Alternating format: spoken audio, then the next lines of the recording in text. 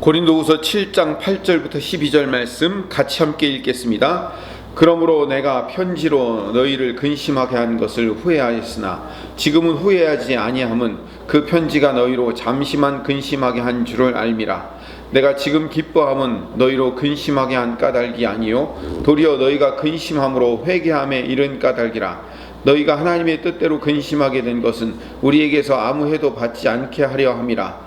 하나님의 뜻대로 하는 근심은 후회할 것이 없는 구원에 이르게 하는 회개를 이루는 것이요 세상 근심은 사망을 이루는 것이니라.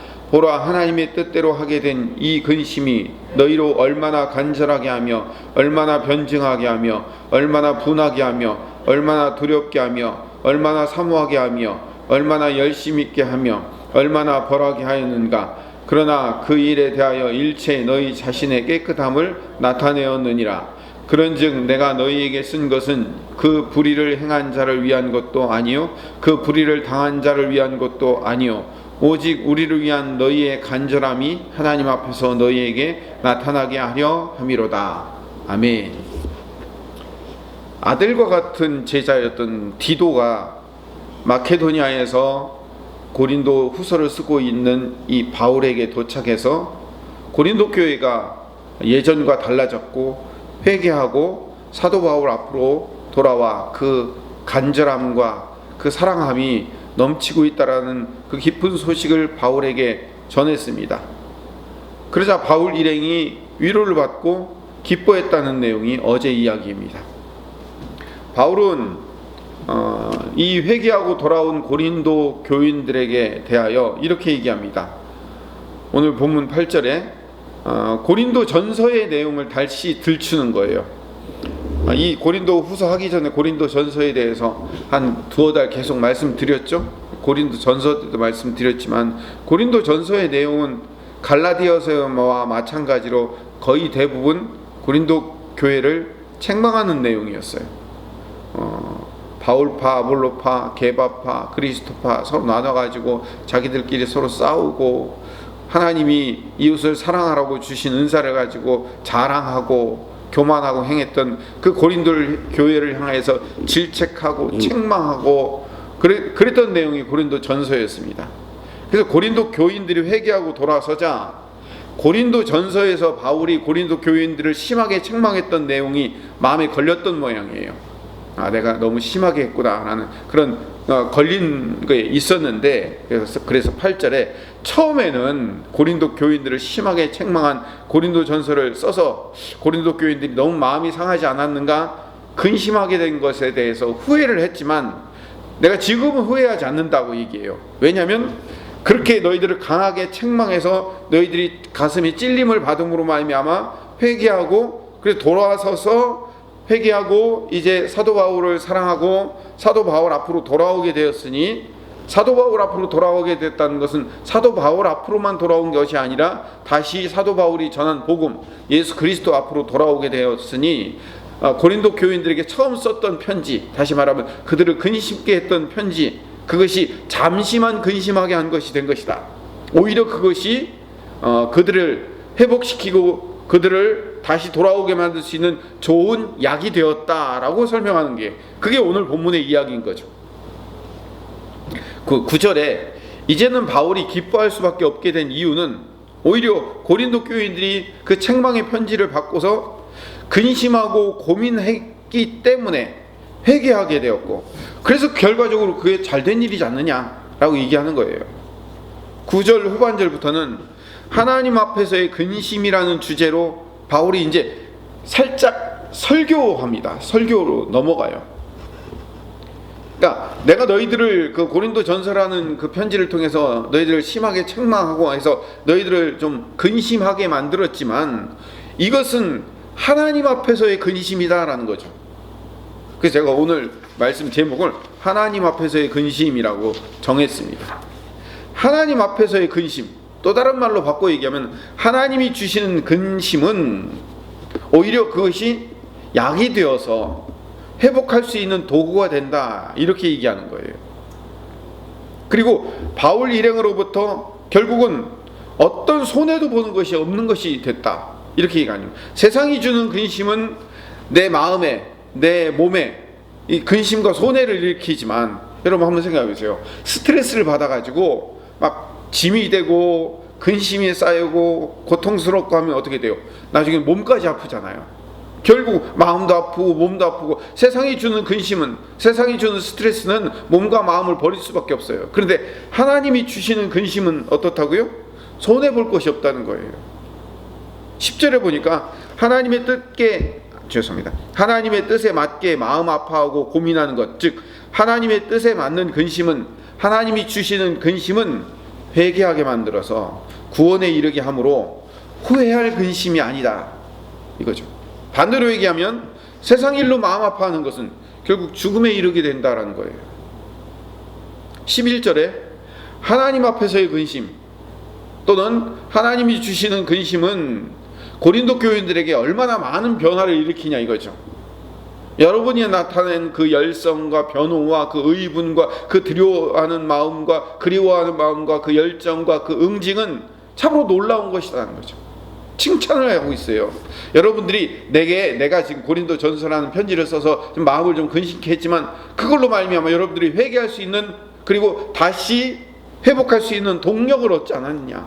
그래서 너희들이 열정과 의분과 두려워하는 마음과 그리고 그리워하는 마음을 가지게 다시 되었지 않느냐라고 얘기한 거죠. 이 일로 말미암아 너희 자신의 깨끗함을 결국은 드러내지 않았느냐. 왜요? 더러운 것 거짓 교사들이 그 살살 꼬드겨갖고 변했던 그 마음들을 회개하고 바꿈으로 말미암아 거짓 교사들을 쫓아내고 응징하는 일들, 이런 일들을 통해서 너희들의 정의, 너희들의 깨끗함, 너희들의 올바름이 이제는 드러나지 않았느냐라고 오히려 거꾸로 칭찬을 하는 거예요. 12절에 그러므로 바울이 고린도 교인들에게 편지한 것은 남에게 불행을 끼친 사람이나 거짓 교사들을 얘기한 거예요. 또는 그 불행을 당한 그 거짓 교사들의 말에 휘말려 가지고 엉뚱한 길로 갔던 사람들, 그런 사람들을 위해서 쓴 것이 아니다라고 얘기해요. 이 편지의 목적은 오직 바울 일행을 위한 고린도 교인들의 간절한 사모하는 마음이 하나님 앞에서 환하게 결국은 드러나게 만들려는 하나님의 계획이었다라고 칭찬하고 위로하는 거예요. 그러니까 이런 거죠. 오늘 말씀을 정리하면 결국 내가 처음에 쓴 고린도 전서라는 편지를 통해서 잠시 너희들의 마음을 근심하게 만들었지만, 결국은 이 일로 말미암아 너희들이 다시 회복되고 돌아와 칭찬과 위로받는 그런 존재들로 변화했다는 것, 그것은 내가 그 편지를 잘 썼다라는 것을 증명하는 이야기이기도 하다라는 얘기를 하는 겁니다. 하나님께서 주신 책망은 물론 근심을 주죠. 그러나 그 하나님이 주시는 책망은 우리를 망하게 하는 게 아니고요, 그리고 우리를 무너뜨리려고 하는 책망이 아니에요. 우리를 근심시켜 낭망하게 하려는 책망이 아니라고요. 여러분, 우리가 무슨 잘못된 길을 가고 있거나 아니면 잘못된 행동을 하거나 잘못된 말을 하거나 그러면요, 내 마음 가운데 근심이 생겨요. 근데 그 근심은 누가 주시는 근심일까요? 성령님이 주시는 근심이에요. 근데 그 근심은 내가 스트레스 받아가지고 내 몸과 마음을 망치는 근심이 절대로 아니에요. 이건 어떻게 한다고요? 회개하여 변화시켜서 하나님을 더욱 사랑하게 만드는 마음으로 바꾸는 근심이기 때문에 이것은 하나님의 사랑의 책망인 거예요. 이 책망으로 인한 근심은 우리를 변화시켜 주셔요. 그래서 이게 성령께서 주시는 징계라고 부르는 거예요. 우리 한 구절만 하나만 읽고 마칩시다. 히브리서 12장 4절에서 13절 같이 읽겠습니다. 너희가 죄와 싸우되 아직 피 흘리기까지는 대항하지 아니하고 또 아들들에게 권하는 것 같이 너희에게 권면하신 말씀도 잊었도다. 일러스되 내 아들아, 주의 징계하심을 경히 여기지 말며 그에게 꾸지람을 받을 때 낙심하지 말라. 주께서 그 사랑하시는 자를 징계하시고 그가 받아들이시는 아들마다 채찍질하심이라 하였으니 너희가 참음은 징계를 받기 위함이라. 하나님이 아들과 같이 너희를 대우하시나니 어찌 아버지가 징계하지 않는 아들이 있으리요. 징계는 다 받는 것이거늘 너희에게 없으면 사생자요 친아들이 아니니라. 또 우리 육신의 아버지가 우리를 징계하여도 공경하였거든 하물며 모든 영의 아버지께서 더욱 복종하며 살려 하지 않겠느냐. 그들은 잠시 자기의 뜻대로 우리를 징계하였거니와 오직 하나님은 우리의 유익을 위하여 그의 거룩하심에 참여하게 하시느니라. 무릇 징계가 당시에는 즐거워 보이지 않고 슬퍼 보이나 후에 그로 말미암아 연단받은 자들은 의와 평강의 열매를 맺느니라. 그러므로 피곤한 손과 연약한 무릎을 일으켜 세우고 너희 발을 위하여 곧은 길을 만들어 저는 다리로 하여금 어그러지지 않고 고침을 받게 하라. 성령이 주시는 근심은 마음이 아플 수 있어요. 힘들 수 있죠. 그러나 우리에게 약이 되는 거예요. 제가 지난달인가요? 주일날 설교 중에 그런 말씀을 드렸죠.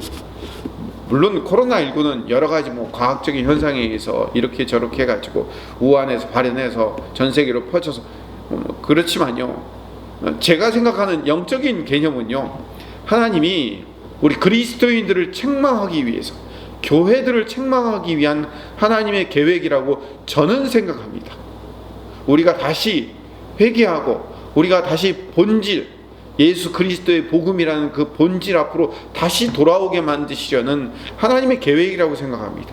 이건 우리에게 징계예요. 근데 이 징계는 우리를 망하게 하려고 하는 것이 아니라 우리를 다시 분발케 하여 회복시키시려는 하나님의 계획이라는 사실을 깨닫는 게 중요한 거죠. 우리 삶에도 마찬가지예요. 우리 가정이나 우리 개인의 삶에서도 하나님이 가끔 때로는 우리 삶 가운데 징계를 허락하시고 하나님이 마음에 주시는 부담을 허락하시고 근심을 허락할 수 있어요. 그러나 이것은 우리에게 스트레스를 줘서 우리를 망하게 하는 것이 아니라 성령이 주시는 근심이라는 사실을 깨닫고 우리가 기도할 때, 또 길을 갈 때, 무슨 일을 할 때 성령이 우리에게 마음에 근심을 주실 때 그것을 회개하고 다시 회복하여 돌아옴으로 말미암아 여러분들에게 그 회개의 큰 열매, 하나님이 주시는 큰 열매로 회복되기를 간절히 소망합니다.